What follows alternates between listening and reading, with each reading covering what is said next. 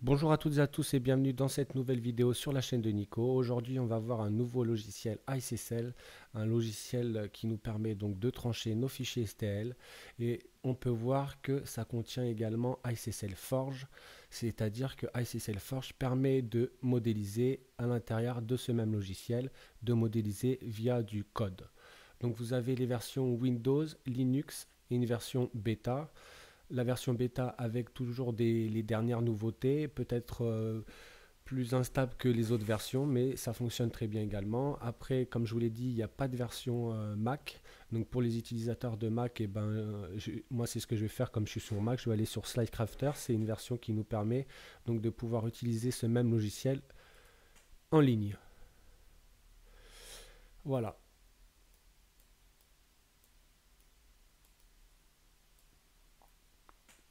Alors je vais charger un objet. Alors c'est vraiment une présentation du logiciel. Donc ici, vous avez tous les modèles qui sont à disposition, à savoir qu'il me semble, si je dis pas de bêtises, là je vois pas la Neta 8, donc il devrait y avoir un peu plus de profils de modèles de printeuses donc à l'intérieur ici sur la version installée directement sur votre ordinateur. Maintenant, ce qu'il faut savoir également, c'est que vous pouvez retrouver les devs. Je fais partie de la communauté de la chaîne connectée et en fait, ils sont sur le Discord de la chaîne connectée également. Et on a la chance en fait de pouvoir interagir directement avec eux quand on a un problème, pour avoir des explications ou pour donner aussi des idées. Bah tiens, si on peut rajouter ça, pourquoi pas, est-ce que c'est possible ou est-ce que c'est pas possible, et de pouvoir échanger directement avec eux. Je vous mettrai un lien du Discord de la chaîne connectée et vous verrez que dans le Discord de la chaîne connectée, vous avez une section ICSL où justement on peut interagir avec donc les devs de ce même logiciel, ce qui est assez puissant. Alors donc ici pour slicer, hein, on a nos supports, nos rafts, nos brimes et si on veut changer l'orientation, le scale et tous les settings du modèle et de la printeuse. Alors ici on peut voir sur la gauche qu'on a des icônes.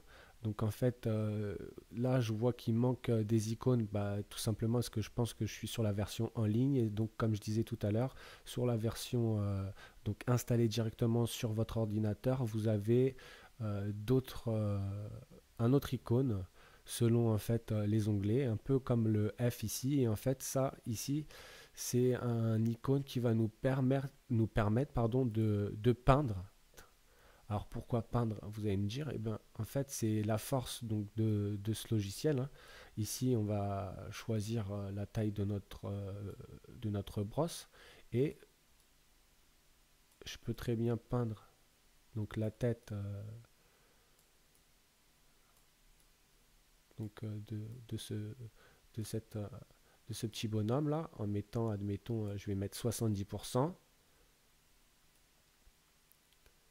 et je vais peindre donc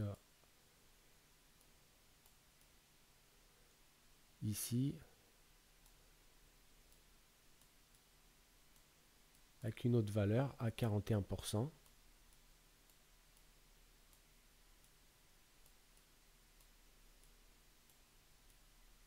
Voilà.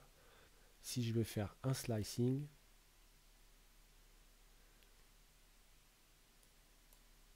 après je bouge donc et on peut voir en fait que ici il y a une valeur de remplissage, d'infill de remplissage, donc on peut le voir à l'intérieur et il augmente graduellement là où on l'a peint et là encore davantage on lui a demandé 80%. Donc c'est un outil qui est assez puissant quand même. Après, donc également dans la thickness, ici, on peut voir.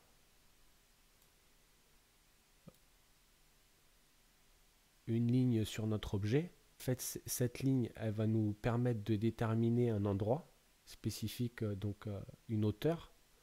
Si j'appuie sur le plus, ça me rajoute encore une ligne. Je peux encore déterminer une autre ligne. Et je peux le faire à souhait.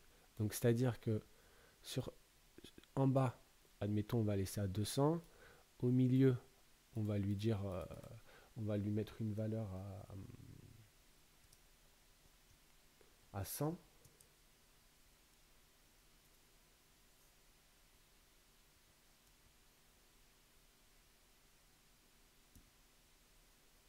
Voilà.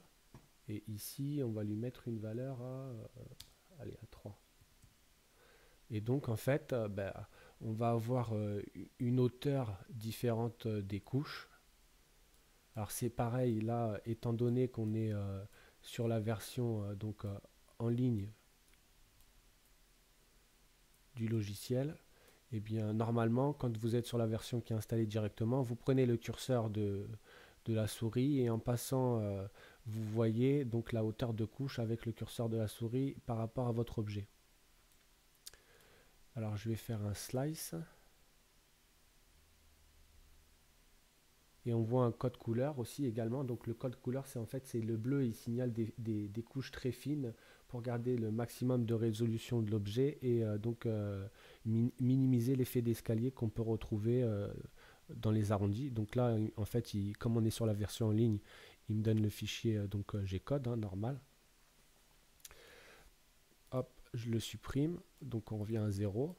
Et il me semble aussi, pareil, sur l'épaisseur de couche dans la version d'installer, vous avez un bouton aussi en haut qui permet d'optimiser. Il optimise la hauteur de chacune des tranches de l'objet pour récupérer un maximum de détails de votre objet. Donc ça, c'est une option, il n'y a que ce logiciel qui fait ça. Et également, vous avez un petit curseur qui vous permet de déterminer donc, la couche minimale et la couche maximale quand vous utilisez cette option. Donc alors ici, à chaque fois, là c'est pareil, vous pouvez déterminer donc, la vitesse, toujours avec le même principe.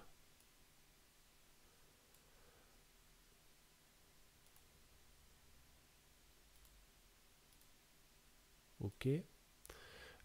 Par exemple, la même chose aussi pour les périmètres. Maintenant, on peut le faire également avec le pourcentage, je vous l'ai montré, on peut peindre. Également, je sais qu'on peut peindre aussi l'endroit où on veut exactement le départ de nos couches pour les coutures quelque part, pour avoir toutes les coutures ciblées admettons, à l'arrière de l'objet. Donc ça, je ne le vois pas, mais je sais que sur la version qui est installée, il est mis à disposition. On peut également, voilà, c'est toujours le même principe. À partir du moment où sur l'onglet, vous voyez ces petits outils, et donc avec le F, en fait, c'est pour utiliser l'outil peinture. Avec le deuxième icône à côté des deux barres, là, des deux traits. Donc c'est la force de ce logiciel. Également aussi, ce qui est pas mal dans ce soft, et je vais vous montrer, c'est la gestion des supports. Alors la gestion des supports, elle va nous permettre d'utiliser, alors je vais chercher pour bien comprendre, voilà. Donc je vais mettre les supports. Une fois qu'on a mis les supports, donc on peut même peindre où on veut interdire les supports. Donc ça, c'est assez cool. Et ce que je voulais vous montrer, c'est... OK. Et donc, les supports sont bien cochés. Je vais faire un slice. En fait, il fait des ponts entre les supports. Alors, je vais mettre donc... Voilà. Ce que je voulais vous montrer, c'est ça.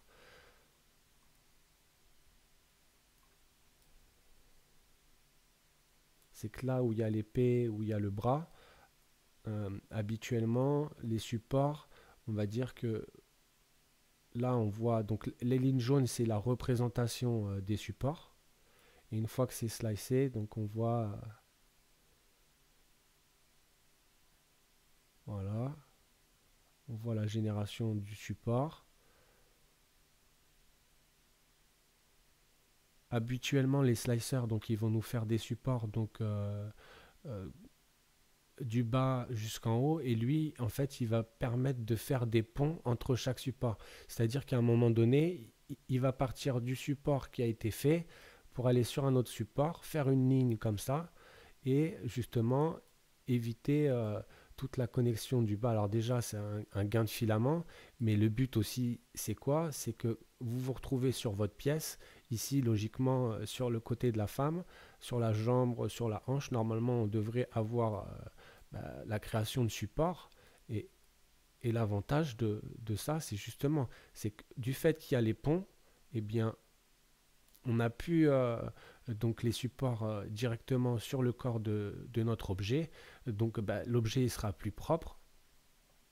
Et donc on va économiser toute cette partie qui est normalement qui est remplie de supports. Et là, en l'occurrence, c'est un gain de temps d'impression aussi, hein, parce qu'il faut printer tous les supports habituels là. Et là, avec ces ponts, il y en a pas besoin. Et donc les supports, ils se retirent très facilement. Et ils essayent toujours d'être perpendiculaires par rapport à la surface de contact. Donc c'est pour ça qu'on a des pièces qui sont relativement assez propres. Et voilà quoi. Et comme je vous l'ai dit, on peut peindre aussi où on ne veut pas de support. Donc on va voir ça. Si je peins par exemple,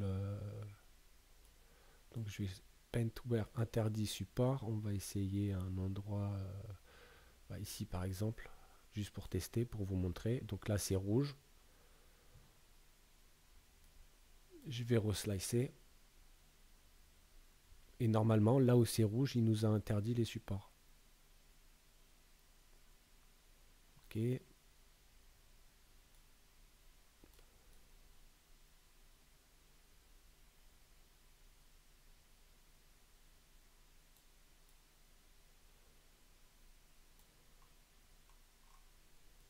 Voilà.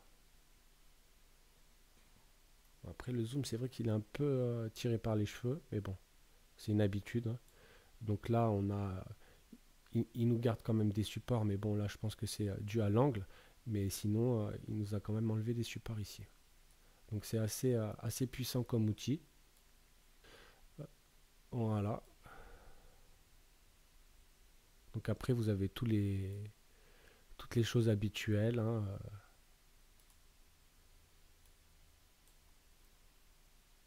Et là, dans cette version, comme je vous l'ai dit, en ligne, si vous pouvez même peindre également vos coutures, vos reprises de couches, mais là, apparemment, l'option n'y est pas. Et puis, bon, bah après, on a toujours pareil, hein, le raft, le brim, et puis, on peut toujours faire varier aussi, donc avec un outil de peinture, il me semble, dans la thickness, dans les épaisseurs de couches. Et puis, bah voilà quoi.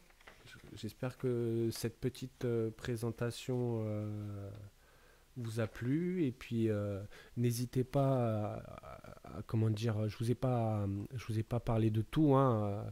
Vous voyez là, par exemple, il y a Secant Scene Feature. Euh, donc ça, c'est l'épaisseur paroi fine. Donc des fois, si vous avez des pièces qui sont avec des parois relativement fines, vous cochez cette pièce. Et il y a dans d'autres softs, il n'y avait pas la possibilité, on avait des erreurs au niveau du tranchage. Là, il n'y a pas d'erreur, et il va essayer de recréer le maximum de la définition, et donc en cochant cette paroi fine là. Et puis après, si vous avez également plusieurs extrudeurs, on peut faire du mélange de couleurs. Bon là, moi j'ai pas de machine avec plusieurs extrudeurs pour le moment, donc je vais pas trop vous en parler. À savoir que le site lui-même devrait sortir aussi également des vidéos sur l'utilisation, tous les outils qu'il y a donc à notre disposition sur ce logiciel. Et puis ben, j'espère que vous amuserez bien et que n'hésitez pas à venir le télécharger, à venir vous inscrire sur le Discord de la chaîne connectée pour pouvoir échanger justement avec les devs de ce même logiciel, leur dire ce que vous en pensez, leur dire tiens, j'aimerais bien mettre un bouton ici, est-ce que c'est possible, est-ce qu'on peut faire ça? Et donc c'est la chance de pouvoir échanger avec les devs directement. Alors je vous remercie de m'avoir écouté et encore une fois, n'hésitez pas à venir tester ce logiciel et puis je vous dis à très bientôt.